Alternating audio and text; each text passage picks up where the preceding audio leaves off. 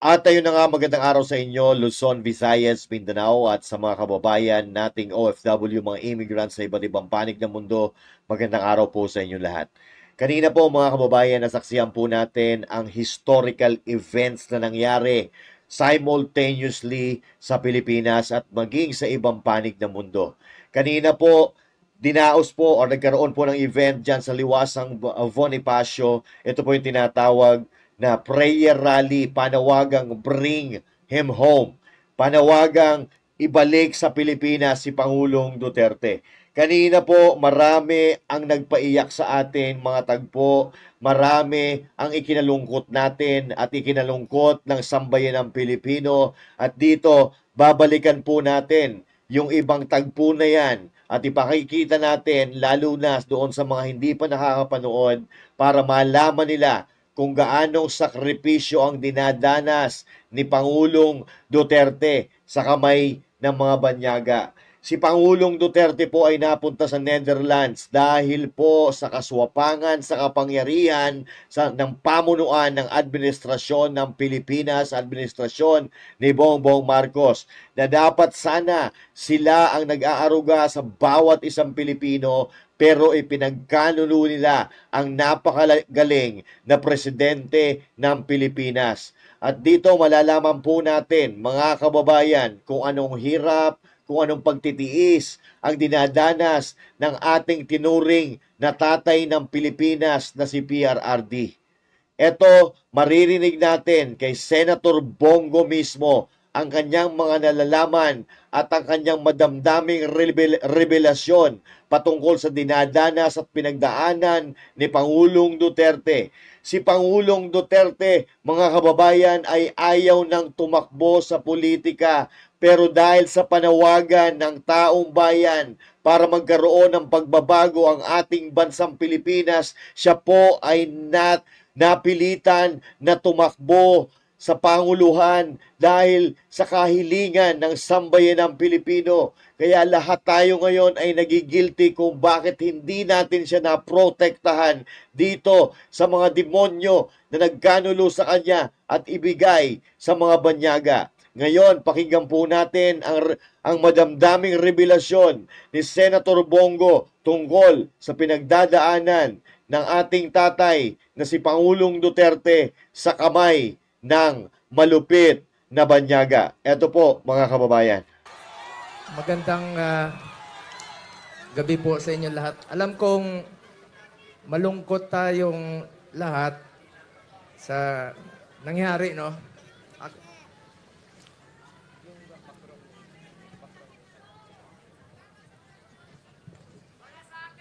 Alam nyo, kwento ko lang po sa inyo ang huling balita ko kay Tatay Digong. Matagal kaming magkasama. Alam nyo, higit pa sa tatay ang turing ko sa kanya. 1998, una po akong nanilbihan sa kanya. Hanggang 2022, kahit senador na po ako, sinasamahan ko siya hanggang sa huling araw ng kanyang termino, sumama po ako hanggang makauwi siya sa bahay niya nung June 30 of 2022. Alam ko yung hirap na niya. Halos hindi na nga makasuot ng medyas. Sinong magme-medyas sa kanya doon?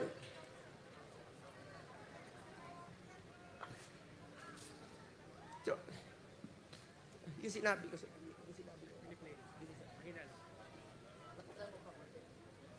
Alam nyo, nakausap ko kaninang madaling araw si Attorney Mijaldea pagkatapos ng hearing nila at saka si Ma'am Hanilet. Kaya siya ganon siya magsalita.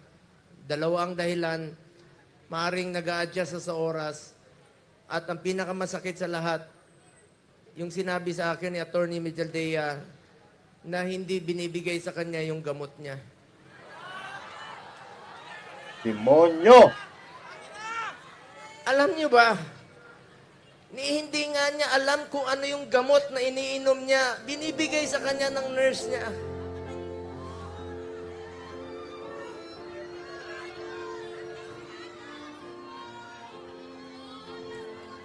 Anong anong anong gusto nilang gawin kay Tatay Digong? Kung kaya nilang ipadala si Tatay Digong doon, gawan nyo ng paraan paano siya ibalik dito.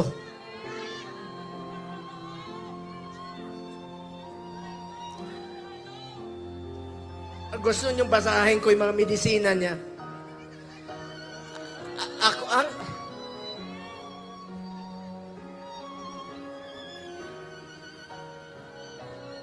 minsan nagtitwitch yung kamay niya, sabi ni Bingbong kahapon.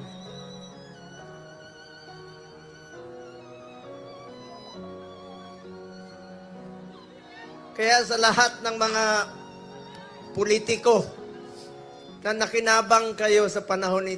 na pinansin kayo ni Tatay Digong.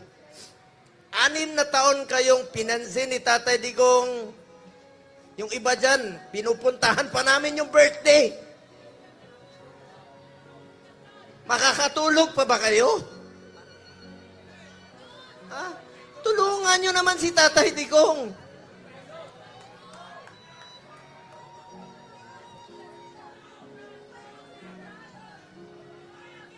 Alam nyo, hindi naman tatakas si Tatay Digong. Nung Sabado, maraming nagpapayo sa kanya. Kami, sinabihan namin, Tatay Digong, pagpaliban mo muna. Pagpaliban mo muna yung pagpapauwi mo rito. Alam ni Mama Nilet yun, alam ni Iyes yun, alam na mga kasama niya. Dahil meron na pong threat sa kalusugan niya, sa buhay niya. Hindi natin alam eh.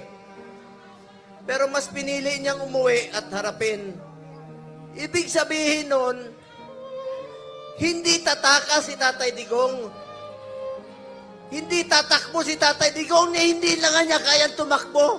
Nakasungkod. Kaya pa ba niya tumakbo? Mga politiko, nananawagan ako sa inyo. Pinansin namin kayo sa 6 na taon, hindi namin kayo pinabayaan. Tulungan nyo naman si Tatay Digong. Tulungan nyo naman. Nangungulila lahat. Alam nyo, hindi, pagdating niya, ako mismo, meron na akong pass para sunduin kasama ko yung 3 doktor niya. Dahil schedule po siya magpa-check up sa Cardinal Santos. Pero, bagamat, since 2022, di na kami alam niyo, 1998 hanggang 2022, halos araw-araw kami magkasama. 360 days, out of 365 days, magkasama kami. Noong 2022, may trabaho na po ako bilang senador, hindi na ako nakakasama sa kanya. Pero hindi ko po pinapabayaan yung medical niya dahil yun po ang pinangako ko sa kanya hanggang sa pagtanda niya, hanggang sa kamatayan niya, hindi ko po siya iwanan. Lalong-lalo na po sa medical. Alam niyo, nakaraang 4 na buwan, monthly siya nagpapa-check up. Yung dinidrip po siya. You may check with the doctors. I-check niya sa hospital. Sinasamahan ko siya doon, dinidrip siya para humaba ang kanyang buhay. Scheduled siya March 12. Pero ngayon, pati gamot ipagkakait. Sinong mananagot niyan pag may nangyari kay Tatay Digong? Si Marcos, the demonyo.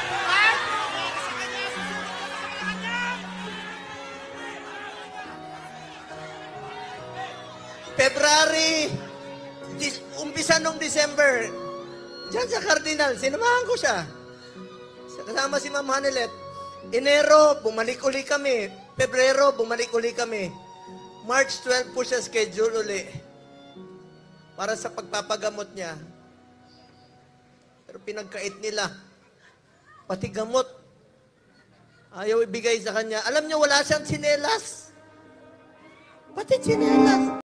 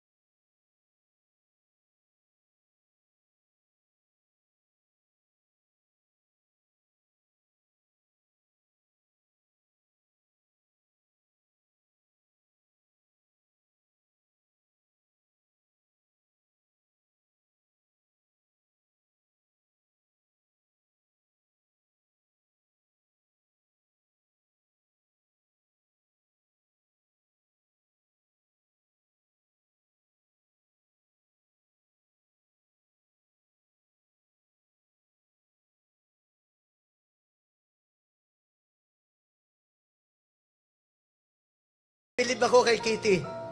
Sa murang edad na 20, dapat hindi siya kasama sa politika. Dapat nag-aaral siya ngayon. Pero sinama siya sa dumi ng politika. Tinawagan ko siya kahapon. Sabi niya, ninong niya ako eh. Sabi niya, Ninong Bong. Hindi ko mapigilang umiyak. First time ko umiyak talaga.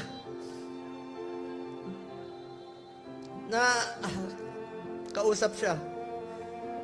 Sabi niya sa akin, Ninong, ikaw na muna ang tatay ko. Dahil wala na akong tatay. Sa murang edad na. Pero matapang si Kitty ha. Sobrang tapang ni Kitty. Sabi niya, Ninong, be strong. Be straightforward. Ito yung panahon na magkaisa ang Pilipino. Magkaisa tayo para kay Tatay Digong. Nakikiusap po ako, manghinahon po tayo. Huwag po tayo gumawa ng bagay na ibabalik sa atin. Mga Pilipino, magkaisa po tayo para kay Tatay Digong. Importante muna ang kalusugan, kaligtasan, at kalayaan ni Tatay Digong. Alam ko mga politiko, nakikinig kayo. Konsensya naman kayo. 6 na taon kayong minahal ni Tatay Digong. Pinansin kayo, minahal kayo, pinaglingkod.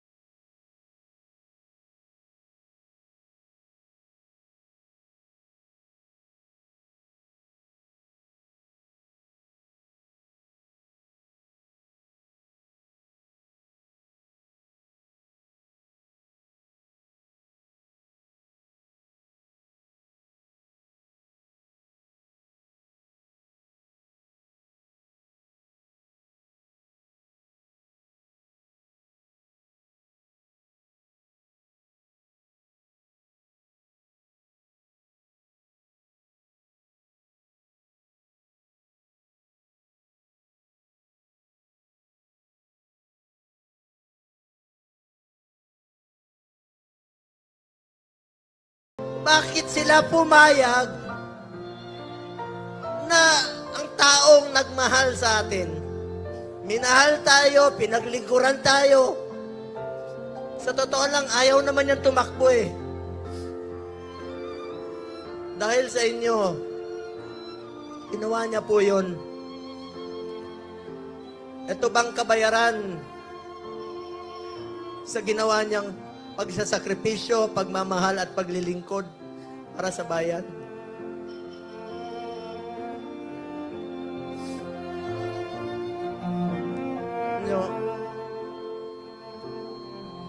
Mga kababayan ko, magtulungan tayo na may balik si Tatay Digong dito.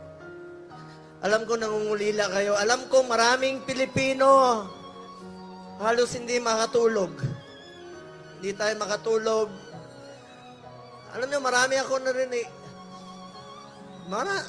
Yung iba, kahit hindi natin kasama sa politika, marami nagte-text sa akin, hindi nila matanggap na bakit hinayaan payagan na magkaganon.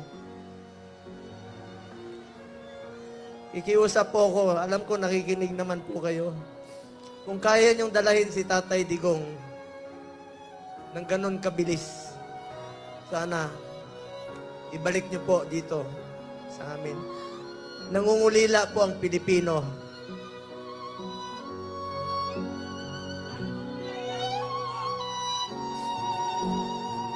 Sa mga kapatid ko Muslim, sa lahat, Basilan, Holo, Zamboanga, sa Mindanao, salamat sa inyong suporta.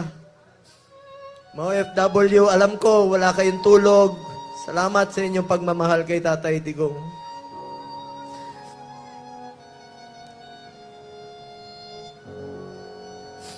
Mga taga-Bisayas, alam ko mahal na mahal niyo mga Bisaya.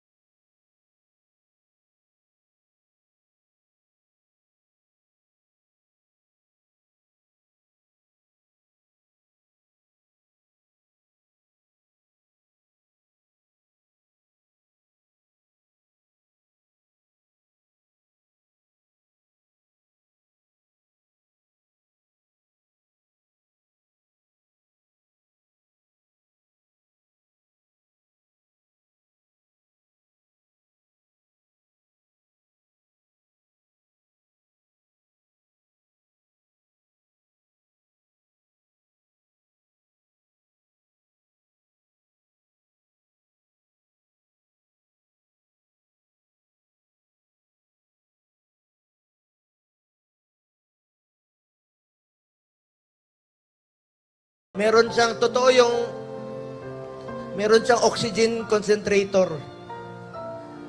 Dahil dun sa Buerger's disease niya na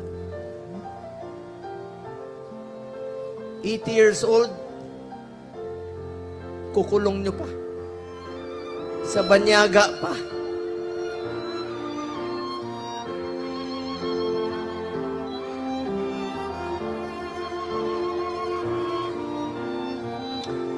Alam nyo, hinahon lang ko kayo. Alam ko mahal niyo si Tatay Digong. Mahal natin si Tatay Digong. Magkaisa tayong lahat, mga kababayan ko. Alam nyo ngayon, taming naninira sa amin ni Bato. Kanina, sinasabihan kami na naglaglagan, mga ganun. Alam nyo, huwag kayong maniwala sa mga yan. Yan ang tinatawag na gusto nila kaming hilain pababa. Gusto nila kaming sirain. Ako naman po, buklatin nyo man ang, pag namatay ako, buklatin nyo ang katawan ko. Duterte po. Wala po. Halos wala po akong panahon sa anak ko. Wala akong panahon sa tatay ko. Si Tatay Digong na po ang naging tatay ko. From 1998 hanggang 2022.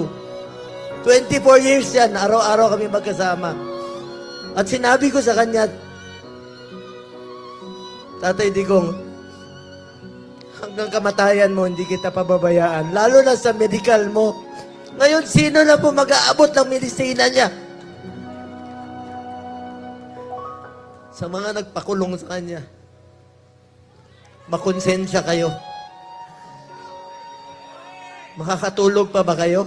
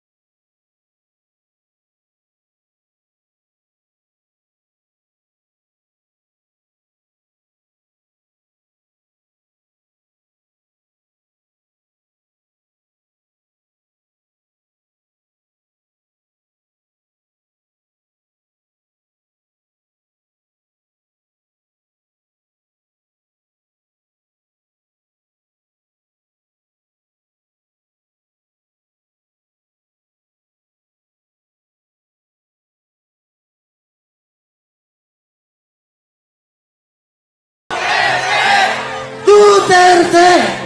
Duterte! Duterte!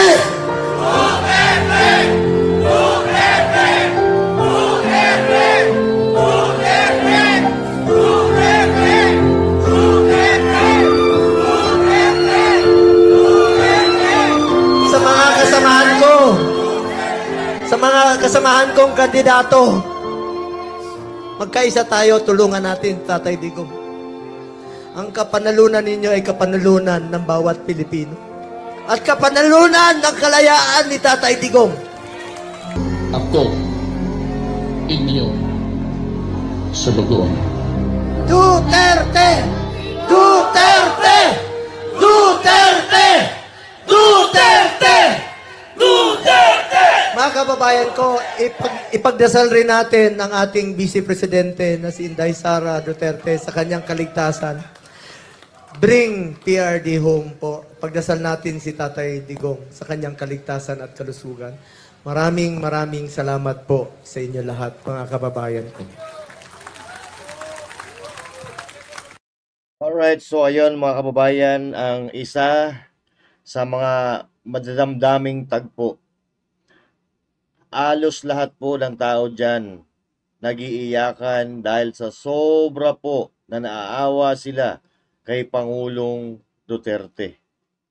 Biruin natin mga kababayan, yung kinukwento ni Senator Bongo na kapag may OFW na gustong hatulan ng kamatayan sa ibang bansa, si Pangulong Duterte hindi niya hinahayaan hanggat siya ay may magagawa. Pero sa pagkakataong ito, mga kababayan, kung sino pa ang tunay na nagmahal at nagmalasakit mula sa mayaman hanggat sa pinakamahirap na Pilipino, siya po ang pinahihirapan. Samantalang yung mga kawatan naglipa na sa lipunan, kumakamkam ng limpak-limpak na salapi sa bayan. Pero ayan, nagpapakasasa sila sa yaman. Si Pangulong Duterte, katulad ng lahat lagi nating naririnig, si Pangulong Duterte ni isang poste, walang naipatayo sa bahay niya. Kung ano yung itsura ng bahay niya bago siya pumunta diyan sa Malacanang, ganun pa rin ang inuwian niya.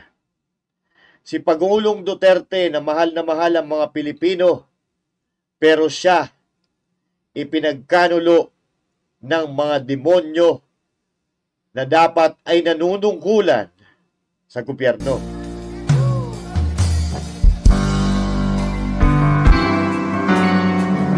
Pilipinas, Duterte na rin. Ang puno ay kumalat na. Isa ang nais nila. Isigaw ang nadarama. Pilipinas, muling magsama-sama. Pilipinas, Duterte pa rin ang tunay na iwagayway natin ang ating kabataan sa atin. Laban niya ay laban natin.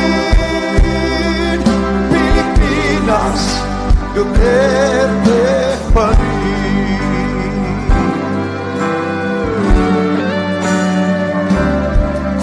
Ilang bayang minamahal, lagi kang ipagdarasal, na muli kitang makita.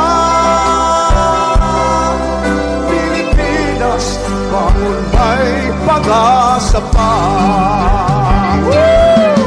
Pilipinas, Duterte pa rin ang tunay na nagmamahal sa atin.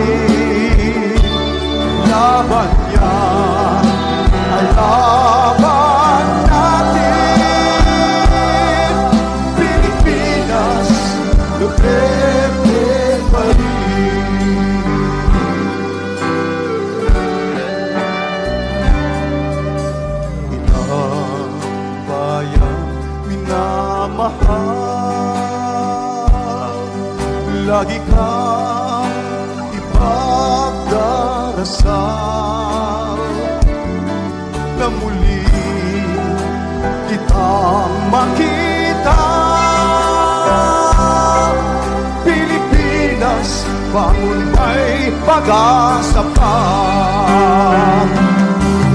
Pilipinas, Duterte pa rin ang tunay na nagmamahal sa atin. Laban niya ay laban natin. Pilipinas, Duterte pa rin. Pilipinas, Duterte pa rin ang tunay na nagmamahal sa atin. Laban niya ay laban natin. Pilipinas, Duterte pa rin. Lahat tayo. Pilipinas. Muli, maraming salamat sa lahat ng mga Pilipino na nagkakaisa ngayon, hindi lang dito sa Liwasang Bonifacio, pero sa iba't ibang bahagi ng Pilipinas at maging sa iba't ibang bahagi ng mundo. Muli po natin idalangin na muling makakabalik si Tatay Digo, ang ating pinakamamahal na dating Pangulo Rodrigo Roa Duterte. Ang tunay na nagmamahal sa atin. Laban niya ay laban natin. Pilipinas, Duterte pa rin. Oh, Pilipinas, Duterte pa rin ang tunay na nagmamahal sa atin. Laban niya, laban natin. Pilipinas, Duterte. Minsan ba? Oh, Pilipinas, Duterte pa rin ang tunay na nagmamahal sa atin. Laban niya, laban natin. Pilipinas, Duterte pa rin. Minsan pa, lahat tayo. Pilipinas, Duterte pa rin ang tunay na nagmamahal sa atin. Laban niya, laban natin. Pilipinas, Duterte pa rin. Pilipinas, Duterte pa rin.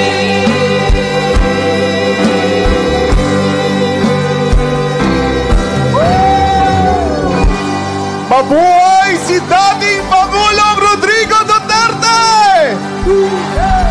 Mabuhay ang bansang Pilipinas! Buhay!